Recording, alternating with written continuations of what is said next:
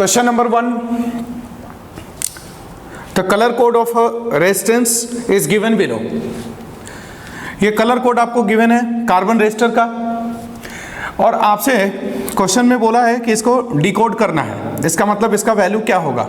ठीक है, ऑप्शन में आपको बता दूं 470 ओम 5%, ये ऑप्शन करेक्ट होगा। कैसे करेक्ट होगा ये हम देखते हैं। ठीक है, ये जो हमारा कोड है H3 कोड है, इसके अकॉर्डिंग मैं फर्स्ट क्वेश्चन को डील करने जा रहा हूं। तो इसमें इस क्वेश्चन को करने के लिए हमने आपको एक याद रखने के लिए कलर कोड को हमने एक तरीका आपको बताया था। वो तरीका क्या था, देखिए BB Roy great Britain had very good wife. ठीक है, 0 1 2 3 4 5 6 7 8 9। अब ये ध्यान रखना है, ये शुरुआत कहां से होता है, ब्लैक से। पहला वाला भी ब्लैक, ये ब्राउन, ये रेड, ऑरेंज, येलो। ठीक है, इसके बाद हम बात करते हैं green, blue, violet, grey, white. ठीक, अब ये डिजिट हमने लिख दिया। इसका टॉलरेंस क्या होता है, 10 पे पावर 0, 10 पे पावर 1, सॉरी मल्टीप्लायर 10 पे power 0, 10 power 1, 10 power 2, 10 power 3, 10 power 4, सोन। इस तरीके से ये मल्टीप्लायर होते हैं इन कलर्स के। एंड गोल्ड का टॉलरेंस 5% होता है। ठीक है, ये ध्यान रखना है। अब आप देख सकते हैं कि येलो है, तो येलो है 4 हो गया, येलो 4th पे। पहले जो दो कलर होते हैं उसका डिजिट हम याद रखते हैं, तो येलो है तो उसका डिजिट 4 हो गया। वायलेट है तो वायलेट के लिए देखिए अब डिजिट क्या है, 7, तो 4 7। ठीक है, ब्राउन देखिए,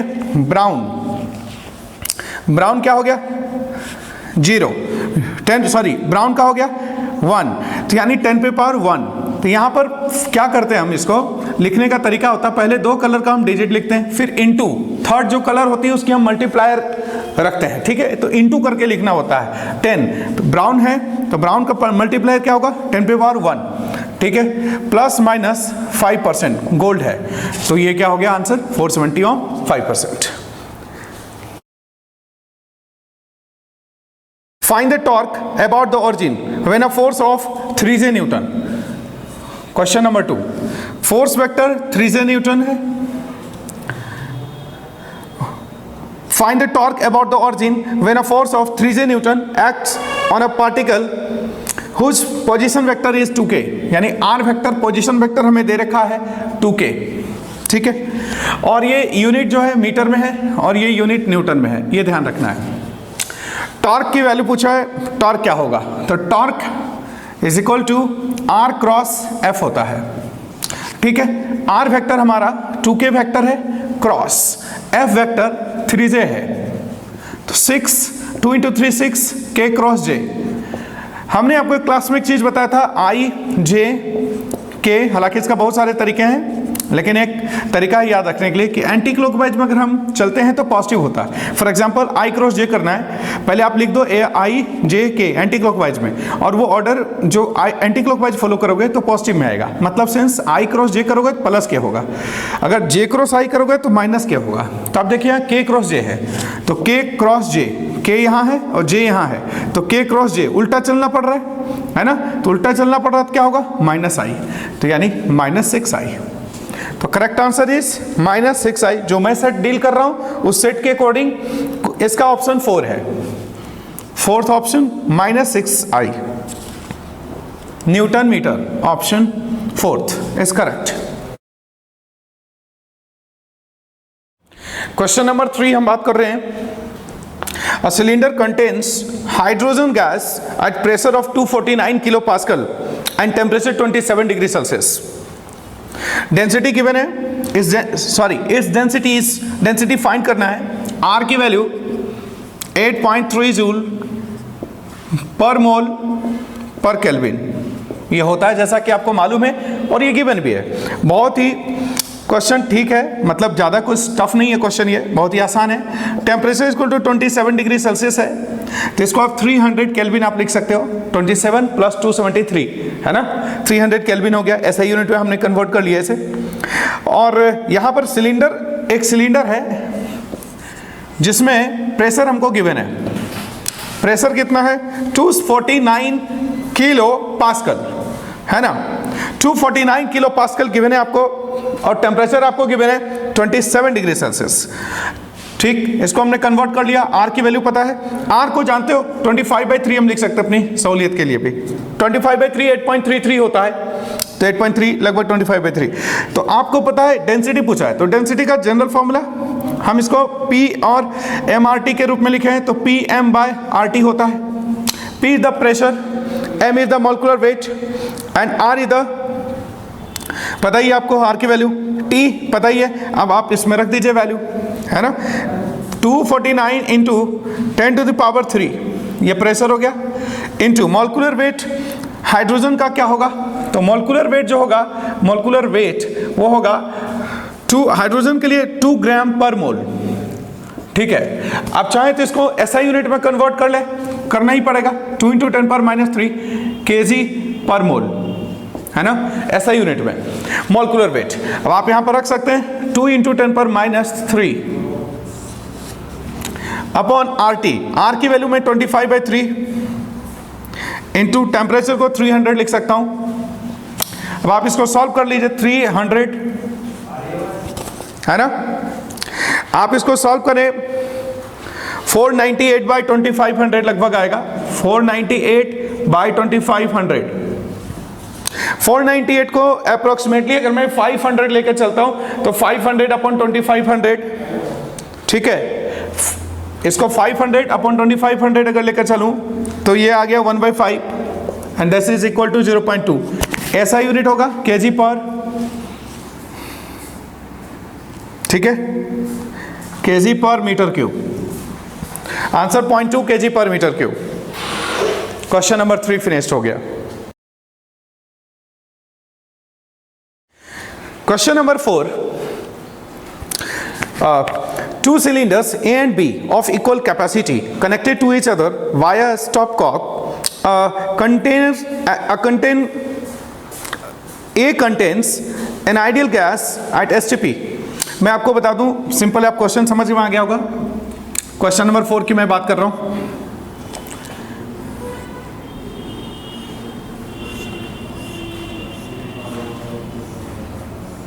ये A है और ये B है, इसमें गैस है, इसमें ये कॉक लगा हुआ है, ये गैस STP पे है, ठीक है। आइडियल गैस है, ये आइडियल गैस है A में, और दोनों A और B की कैपेसिटी सेम है, मतलब आइडेंटिकल कैपेसिटी है, मतलब दोनों की वॉल्यूम सेम है, ठीक है। कह रहा कि एकाएक सडनली इस कॉक को हटा दिया जाए, ये वैक्यूम है, ये वैक्यूम है। सडनली अगर ये कॉक को हटाया जाए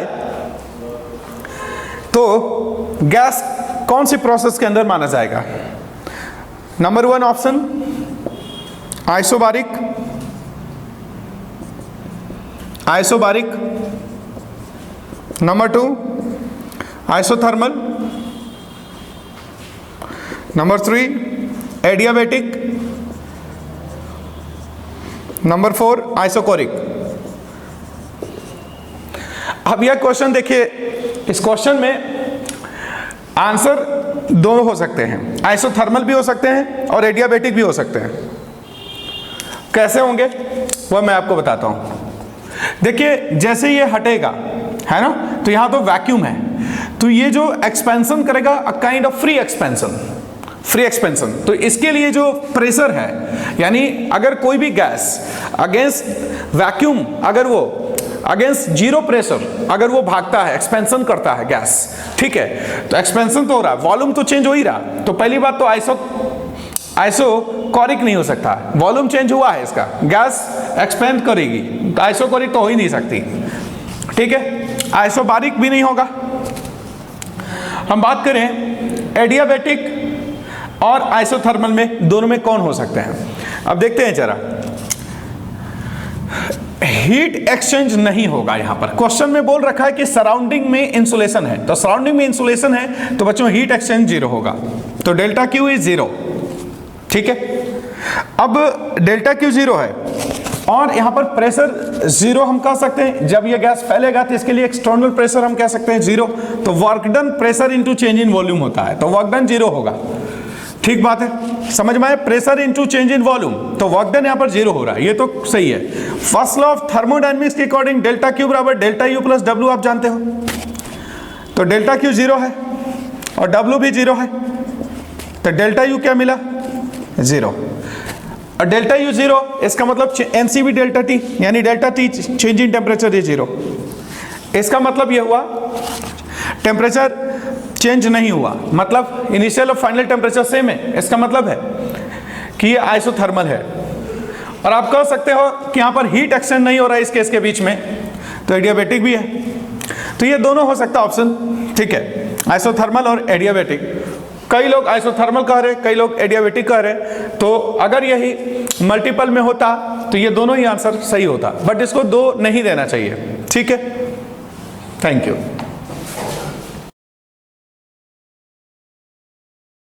Question number 5. Two particles of mass 5 kg and 10 kg respectively. Question number 5. दो मास है 5 kg and 10 kg और ये लाइट रॉड से कनेक्टेड है। लाइट रॉड मतलब मासलेस रॉड, यानी इसकी मास ये जो रॉड कनेक्टेड है, ये दोनों पॉइंट मास को, इसके पास कोई मास नहीं है, ठीक, मासलेस है। कह रहा कि centre mass of the system from the 5 kg particle is nearly at a distance of. देखते हैं, यहां से मैं सेंटर मास की पोजीशन पूछा बच्चों, तो ये बहुत ही आसान क्वेश्चन है, फॉर्मूला बेस्ड क्वेश्चन है ना। तो देखिए क्या करें हम, इसको मैं ओरिजिन में मान सकता हूं, इसको m1 मान लो मास, इसको m2 मान लो। यहां से मुझे पोजीशन पूछा है सेंटर मास का, है ना। तो XCOM m1 x1 plus m2 x2 upon m1 plus m2। m1 कितना हो गया 5, x1 0 प्लस m2 10। इसकी x कोऑर्डिनेट यहां से क्या होगा, ये 1 मीटर गिवन है, 1 मीटर का है तो 100 सेंटीमीटर, ठीक है। तो मैं अभी सेंटीमीटर में ही लिख देता हूं इसकी पोजीशन, ताकि XCOM जो आएगा सॉल्व करके वो भी सेंटीमीटर में आएगा, बिकॉज ऑप्शन में सेंटीमीटर में गिवन है इसलिए। तो m2 10 हो गया into x2 that is 100 upon m1 plus m2 5 plus 10 15। तो ये 0 हो गया, है ना। तो 1000 अपॉन 15 XCOM, ठीक है। अब आप इसको और सॉल्व कर रहे हैं, 1000 बाई 5 15, तो इसको और सॉल्व किया जाए, 5 200 5 3 200 बाई 3 200 बाई 3 दैट इज 66.6 लगभग सेंटीमीटर, 66.6 सेंटीमीटर। तो इसको मैं ऑप्शन में जो कहूँगा लगभग 67 सेंटीमीटर। तो ऑप्शन इसका फोर्थ है, फोर्थ ऑप्शन करेक्ट है, जो कि 67 सेंटीमीटर गिवन है। Thank you. 6.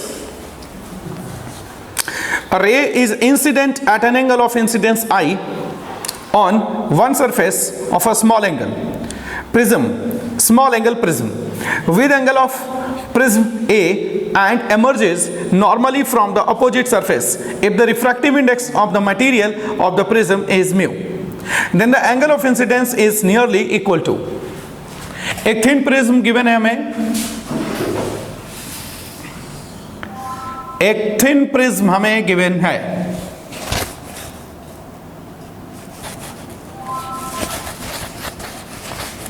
एक thin prism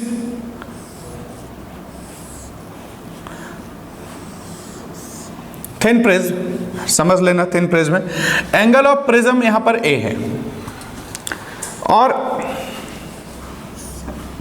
angle of incidence first face पर I है, यही मुझे चाहिए। आपको मैं बता दूं, ये क्वेश्चन नंबर 6 में, ठीक है। इसकी रिफ्रैक्टिव इंडेक्स म्यू है। और एक मजेदार बात है, कह रहा कि जो सामने अपोजिट वाली जो फेस है उससे अपोजिट सरफेस से ये नॉर्मली निकलता है। तो नॉर्मली निकलता है, इसका मतलब है कि यहाँ पर नॉर्मली गिर भी रहा होगा और नॉर्मली निकल भी रहा होगा। ये तभी संभव है। ठीक है बच्चों, यह एंगल R1 होगा। याद करो जब हम प्रिज्म पढ़ते थे तो यहाँ पर एंगल आई, यह एंगल R1 होता था, है ना, और यह एंगल R2 होता था। और R1 प्लस R2 आपको पता था कि एंगल ऑफ प्रिज्म होता है, पता है ना। यहाँ की एंगल ऑफ रिफ्रैक्शन R1 और इस फेस के लिए जो एंगल ऑफ इंसिडेंस है वो R2, तो R1 plus R2 angle of prism होता है, ये बात आपको मालूम है।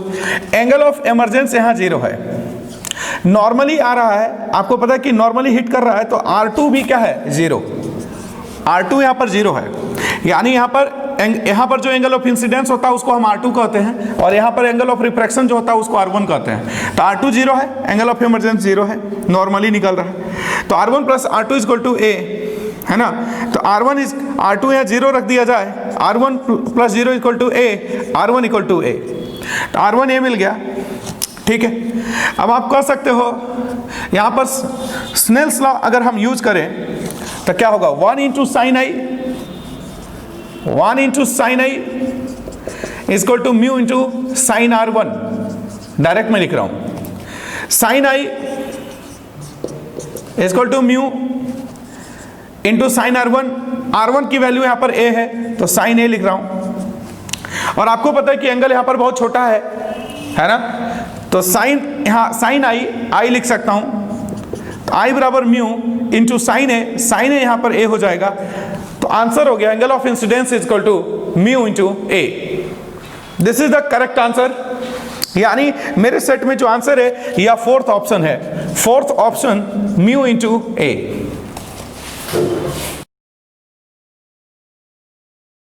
क्वेश्चन नंबर 7 हम बात करेंगे, a body weighs 72 newton on the surface.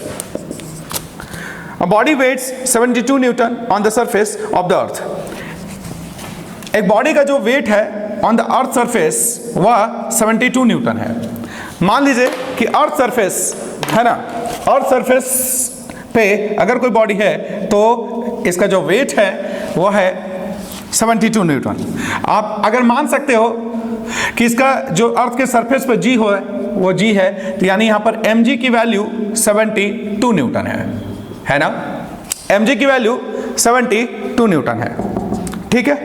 अब आप यहाँ देख सकते हो क्वेश्चन में कह रहा है कि अगर ये बॉडी हाइट पर लेके जाया जाए, और ये जो बॉडी को हाइट पर लेके जाया जाए, ये हाइट कितना लेके जाया जाए, सवाल ये है ना, हाइट कितना होगा। तो कह रहा है कि हाइट जो होगा रेडियस का आधा है, अर्थ की जो रेडियस है उसकी हाफ ऑफ द रेडियस इतने हाइट पर लिया जाए। अगर मैं इतने हाइट पर लेके जाऊं तो क्या होगा, इसकी वेट क्या होगा। तो मान लेते हैं कि यहाँ पर g जो है वो g डैश हो गया, यहाँ पर g डैश हो गया, तो जो वेट नया होगा वो होगा mg डैश, है ना। और यहाँ पर जो एक्सेलरेशन ड्यू टू ग्रेविटी है अर्थ के सरफेस पर वो g है, तो इसका वेट यहाँ पर mg हो गया, ठीक है।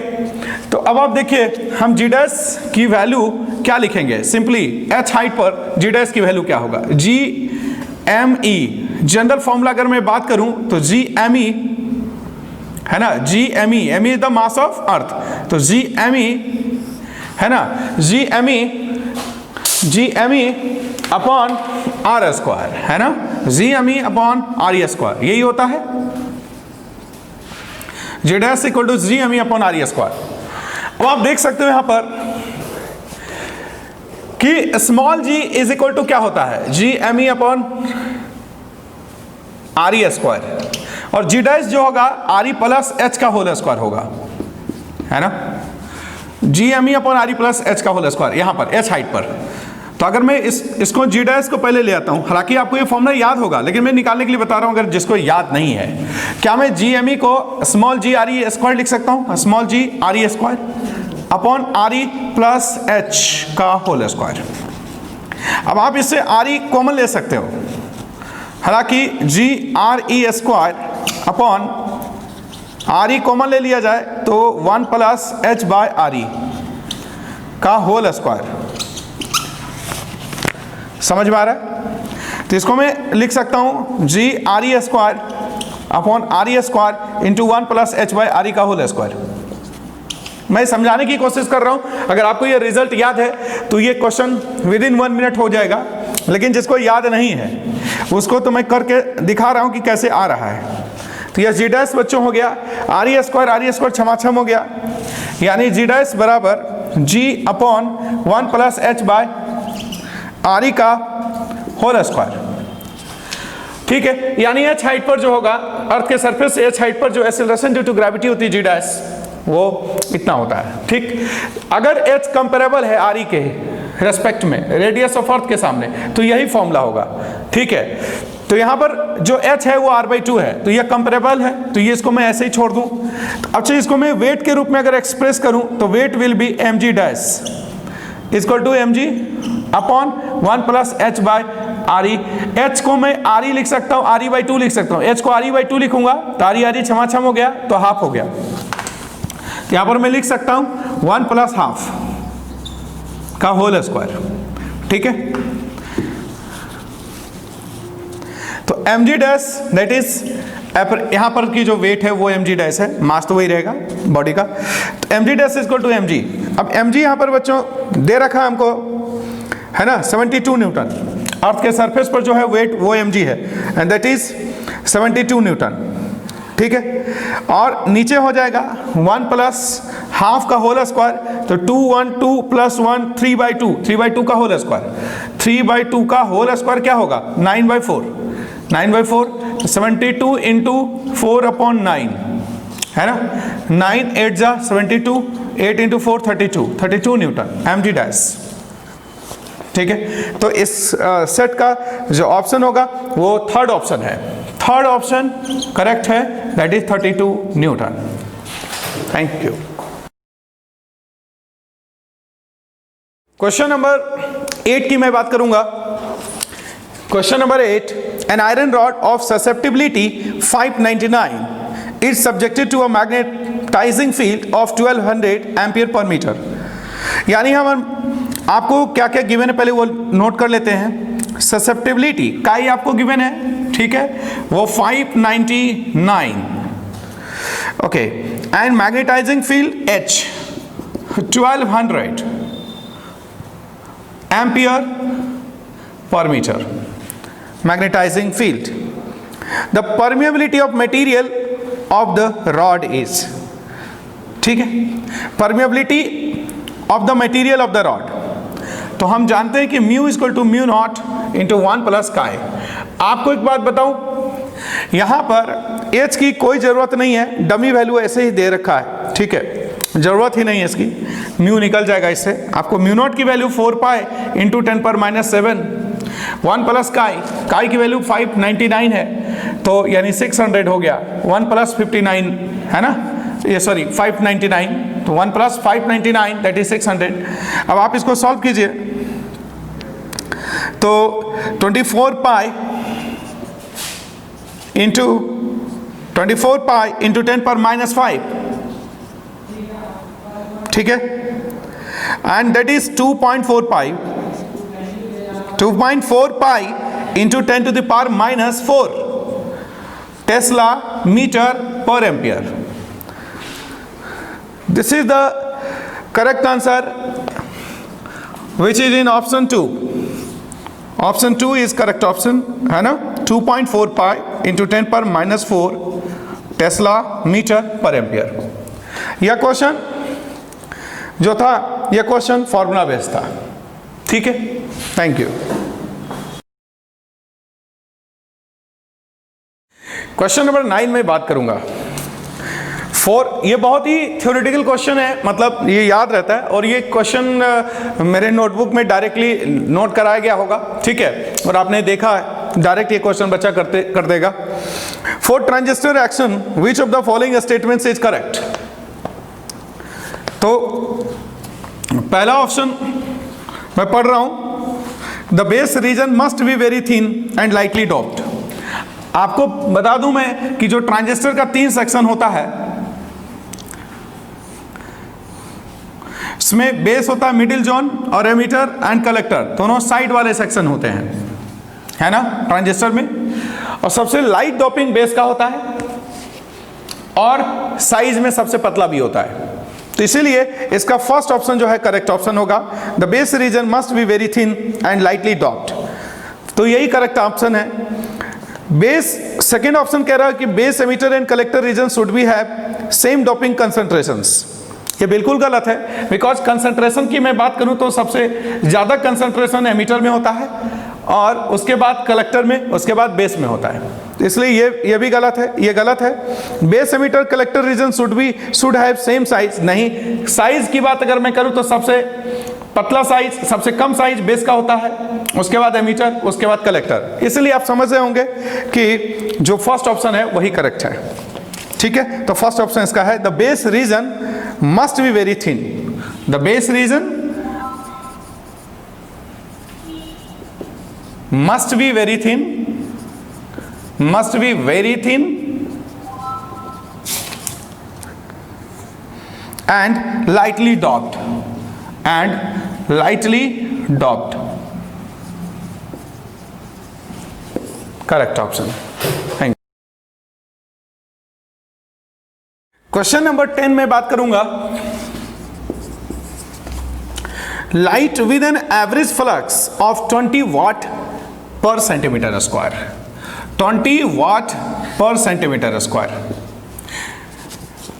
फिर से बोल रहा हूं, light with an average flux of 20 वाट पर सेंटीमीटर स्क्वायर। बच्चों ये एक्चुअली में इंटेंसिटी गिवन है, वाट पावर होता है, power upon area, that is what intensity.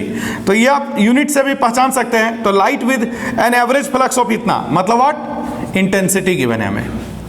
ठीक है, आप चाहें तो इसको मीटर स्क्वायर में भी कन्वर्ट कर सकते हैं, लेकिन ऐसे रहने दो, बिकॉज एरिया भी हमें 20 सेंटीमीटर स्क्वायर गिवन है। कह रहा कि falls on a non reflecting surface at normal, यानी नॉन रिफ्लेक्टिंग सरफेस का मतलब क्या हुआ, जो रिफ्लेक्शन ना करे, यानी एब्जॉर्प्शन कर सके ये सरफेस, एब्जॉर्प्शन कैपेसिटी इसमें ज़्यादा है, नॉन रिफ्लेक्टिंग सरफेस है। ठीक है, नॉर्मली इसमें गिर रहा है। ठीक है, और कह रहा है कि सरफेस एरिया 20 सेंटीमीटर स्क्वायर है। The energy received by the surface during time span of 1 minute is, ठीक, एनर्जी कितना 1 मिनट में रिसीव करेगा ये सरफेस। तो आप जानते हो कि इंटेंसिटी क्या होती है, energy per unit area per unit time, energy per unit area per unit time, that is energy upon area into time. ठीक, तो एनर्जी कितना रिसीव करेगा, तो energy is equal to intensity into area into time. यहां से आप जान सकते हो इंटेंसिटी आपको 20 वाट पर सेंटीमीटर स्क्वायर है, हम लोग कि मैंने यूनिट के साथ लिखा है।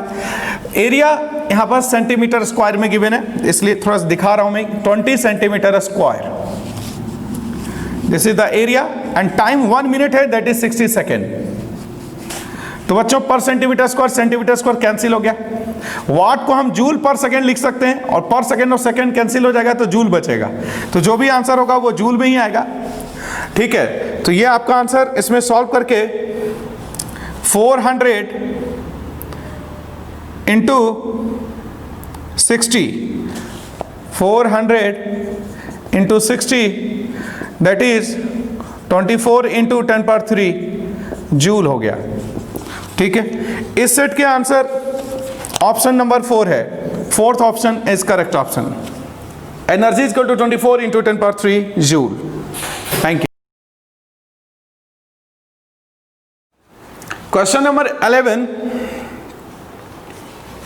H3 सेट का है। क्वेश्चन नंबर 11 याद आ गया आपको, a short electric dipole has a dipole movement of 16 into 10 power -9, यानी डाइपोल मूवमेंट आपको गिवन है बच्चों 16 into 10 power -9 coulomb metre. The electric potential due to dipole at a point at a distance of 0.6 meter from center of the dipole. The R is given 0.6 meter from the center of the dipole, situated on the line making an angle of 60 degree with the dipole axis. ये हमारे पास dipole है, -q and +q, और R यहाँ से given है आपको, इस point पर पोटेंशियल पूछा है, एंगल 60 डिग्री है। जैसा कि आपको याद है कि electric potential is Kp cos theta upon R square, है ना। और अगर मैं बात करूं तो Kp R cos theta upon R cube भी लिख सकता हूं, याद करो Kp vector dot R upon R cube. ये भी कह सकते हो। फिलहाल यही है, k की वैल्यू 9 इंटू 10 पर 9, डाइपोल मोमेंट की वैल्यू जैसा कि आपको गिवन है 16 इंटू 10 पर -9, 16 इंटू 10 पर पावर -9। कॉस थीटा, थीटा यहाँ पर बच्चों गिवन है 60 डिग्री, तो कॉस 60 हाफ होता है, मैं इसको हाफ लिख देता हूँ। आर स्क्वायर दैट इज 0.36, 0.6 है, 0.6 का होल स्क्वायर 0.36 हो गया। अब आप इसको सॉल्व करेंगे, इसका आंसर 200 वोल्ट आएगा, जो कि ऑप्शन थर्ड में है। थर्ड ऑप्शन करेक्ट है, 200 volt. Thank you. Question number 12, यह क्वेश्चन जो है सच पूछा जाए तो यह क्लास 9th लेवल का क्वेश्चन है, ठीक है, और ये चुटकियों में क्वेश्चन होंगे। देख लीजिए क्वेश्चन में क्या कह रहा है। Question number 12, a ball is thrown vertically downward with a velocity of 20 metre per second from the top of a tower. This is a tower, top of a tower, यहाँ से थ्रो किया गया एक बॉल को downward vertically, जिसकी रफ्तार given है 20 metre per second from the top of a tower. It hits the ground after some time with a velocity of 80 metre per second. और ये जब हिट करता है थोड़ी देर बाद तो उसकी वेलोसिटी गिवन है 80 metre per second. The height of the tower is, height आपसे क्वेश्चन में पूछा है, तब जानते हो कि एक्सेलरेशन कांस्टेंट है, यहाँ पर जी लग रहा है, स्मॉल जी, और आप फाइनल वेलोसिटी गिवन है एंड इनिशियल वेलोसिटी गिवन है। हाइट आपसे डिमांड किया है, एक्सेलरेशन स्मॉल जी है जो कि कांस्टेंट है, तो आप लगा सकते हो V square equal to U square plus 2as, है ना। V square minus U square, acceleration की जगह आप जी यूज करेंगे यहाँ पर, है ना, तो V square minus U square upon 2a and s के जगह h हो गया। आप समझ गए। वी स्क्वायर कितना हो गया 6400, 80 है, 80 का whole square 6400 minus U square that is 400, 20 का whole square upon 2a, a मतलब 2g है basically, and that is 20। This is height, 6400 minus 400 that is 6000 upon 20 that is 300 metre height. Thank you. ये first option के अंदर आता है।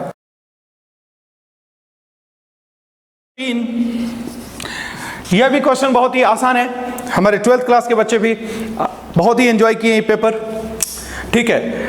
बहुत ही normal जो बच्चा 12th क्लास में पढ़ रहा है उससे भी ये क्वेश्चन होगा। बहुत ही आसान क्वेश्चन है। क्या रेजिस्टेंस वायर, एक resistance wire connected in the left gap of the metre bridge balances a 10 ohm resistance in the right gap at a point which divides। आप समझ गए कौन सी क्वेश्चन की मैं बात कर रहा हूं। मीटर ब्रिज में आपको पता है बच्चों कि यहां पर स्लॉट्स होते हैं, है ना,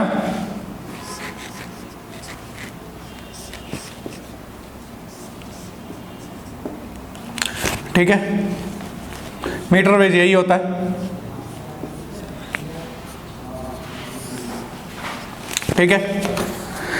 कह रहा कि एक वायर यहां पर लगाया जाता है, एक वायर लगाया जाता है, बेसिकली वायर है, ठीक है। इसकी रेजिस्टेंस इस तार की मान लेता हूं R है, और यहां पर एक नॉन रेजिस्टेंस लगा दिया गया है R0, this is 10 Om. Question आप समझ में आ गया होगा कौन सी क्वेश्चन की बात कर रहा हूं। कह रहा कि गैल्वेनोमीटर से इसकी जो नल डिफ्लेक्शन है वो L1 is to L1 इधर से और L2 इधर से, ये नल डिफ्लेक्शन है। L1 L2 हमें गिवन है 3:2, ये गिवन है मुझे। हाँ, हालांकि आप समझ गए होंगे इसको बैटरी लगा दिया गया होगा, ठीक। ये मीटर ब्रिज आ गया, यहां पर एक तार लगाया गया है, तो इस तार की R होगी, जहां तार है वहां R है, ऐसा तार नहीं जिसमें R नहीं, तो रेजिस्टेंस होगा इसका। अब सुनो क्या होगा। कह रहा कि length of the resistance wire is 1.5 metre. इस वायर की जो लेंथ है वो 1.5 मीटर है, इस तार की लंबाई गिवन है। तो आपसे पूछ रहा है कि लेंथ ऑफ 1 ओम क्या होगा, यानी इसी तार की 1 ओम रेजिस्टेंस के लिए कितना लंबाई होगा। इसी तार की अगर 1 ओम रेजिस्टेंस, तो हम पहले जान लेते हैं कि इस तार की रेजिस्टेंस कितनी है। बहुत ही आसान है, या रेजिस्टेंस अपॉन लेंथ या रेजिस्टेंस अपॉन लेंथ, बराबर कर दीजिए ratio R by L1 is equal to R0 by L2, है ना। R equal to L1 by L2 into R0, L1 by L2 3/2 R0 given आपको 10, R इक्वल टू यानी 15 ओम, यानी इस तार की रेजिस्टेंस 15 ओम है। तो आप देख सकते हो कि 15 ओम रेजिस्टेंस के लिए 15 ओम रेजिस्टेंस का लंबाई कितना है 1.5 मीटर, यानी 1.5 मीटर। तो 1 ओम के लिए क्या होगा, कितनी लंबाई होगा 1.5 मीटर अपॉन 15, यानी 1/10 metre, that is 1/10 metre, that is 1/10 metre, that is 0.1 metre आप कह सकते हो, या 10 पे पावर -1 मीटर। तो ऑप्शन थर्ड ऑप्शन है 1.0 into 10 power -1 metre. This is the correct option. Question number 14 अगर मैं बात करूं तो यह क्वेश्चन भी बहुत ही आसान है। When a uranium isotope 92-235 uranium है, is bombarded with a neutron, यानी यूरेनियम 92 यूरेनियम 235 जो है ये बॉम्बार्ड किया गया है एक न्यूट्रॉन के साथ। इस पे बॉम्बार्ड किया neutron, basically bombarded with a neutron, it generates 36 krypton 89, neutron पे चार्ज 0 मास 1, ठीक है। तो ये क्रिप्टन बना रहा है 36 क्रिप्टन 89, अब समझना। और क्या होगा, इसके साथ में कह रहा है कि 3 न्यूट्रॉन भी निकल रहा है, ठीक है। तो क्या बनेगा एक और, तो साथ में मैं लिख देता हूं +x, है ना, और z एंड y ऐसा मान लेता हूं, ठीक है। साथ में 3 न्यूट्रॉन निकलता है, ठीक है। जानते हैं हीट भी निकलेगा, एनर्जी मतलब निकलेगा, ठीक है। तो अब यहां पर एक काम करते हैं, हमको पूछा क्या बनेगा, ये क्या होगा, यही बेसिकली निकालना है हमको। तो देखिए एक काम करते हैं, इसमें चार्ज कंजर्वेशन कर लेते हैं, ठीक है। चार्ज कंजर्व अगर करते हैं, चार्ज कंजर्वेशन अप्लाई करते हैं, चार्ज कंजर्वेशन अप्लाई अगर कर दीजिए तो चार्ज कंजर्वेशन देखिए, इधर रिएक्शन से पहले यानी बॉम्बार्डिंग से पहले टोटल चार्ज कितना है, तो इसमें टोटल चार्ज बच्चों 92 और 0, 92 + 0, चार्ज को मैं बराबर करूंगा, तो बाद में जो चार्ज होगा वो क्या होगा 36 + z, और इसमें तो चार्ज है नहीं, तो 36 + z, ठीक है, +0, है ना, न्यूट्रॉन है, इस पे तो चार्ज 0 ही है। तब समझ में आ गया, चार्ज को मैंने कंजर्व कर दिया, तो z आप निकाल सकते हैं यहाँ से, और z आपको यहाँ से 56 मिल जाएगा, ठीक है, हाँ 56। अब हम मास कंजर्वेशन अगर करें, मास भी तो कंजर्व कीजिएगा, तो मास कंजर्वेशन अगर आप अप्लाई करें, मास कंजर्वेशन, ठीक है। तो मास कंजर्वेशन देखिए 235 और इसका 1, तो 235 + 1 इक्वल टू 89 + y और +3 × 1, 3 हो गया मास।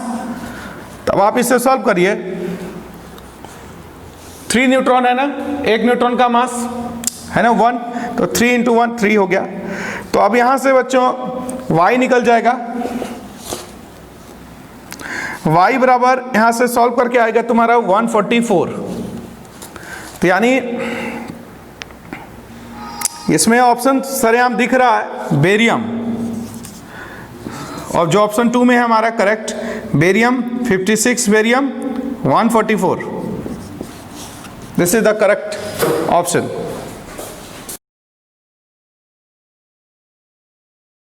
क्वेश्चन नंबर 15 हम बात करें, लॉन्ग सोलेनॉइड ऑफ 50 सेंटीमीटर, एक लॉन्ग सोलेनॉइड है जिसकी लेंथ 50 सेंटीमीटर गिवन है, 50 सेंटीमीटर लेंथ, हैविंग 100 टर्न्स, यानी टोटल टर्न्स 100 है, ठीक। Magnetic field at the centre of the solenoid is, बहुत ही आसान क्वेश्चन पूछा गया है, बहुत ही आसान क्वेश्चन, यह बच्चे बहुत ही मजे से किए होंगे, ठीक है। B बराबर फॉर्मूला क्या होता है जी, mu naught N I, where small N क्या होता है, number of turns per unit length, तो number of turns per unit length small N is equal to capital N by L, पहले कर लीजिए, 50 बाय 100 दैट इज हाफ, तो small N तरह half मिल गया। अब आप अप्लाई कर सकते हैं, म्यू नॉट की value 4 pi into 10 to the power -7, small N की वैल्यू हाफ है, और करंट यहाँ पर 2.5 एम्पियर गिवन है, मैग्नेटिक फील्ड पूछा है, क्या दिक्कत है इससे, है ना। इसको सॉल्व करिएगा तो 6.28 into 10 to the power -4 tesla, जो कि हमारे सेकंड ऑप्शन में है, 6.28 into 10 power -4 tesla. This is the correct answer.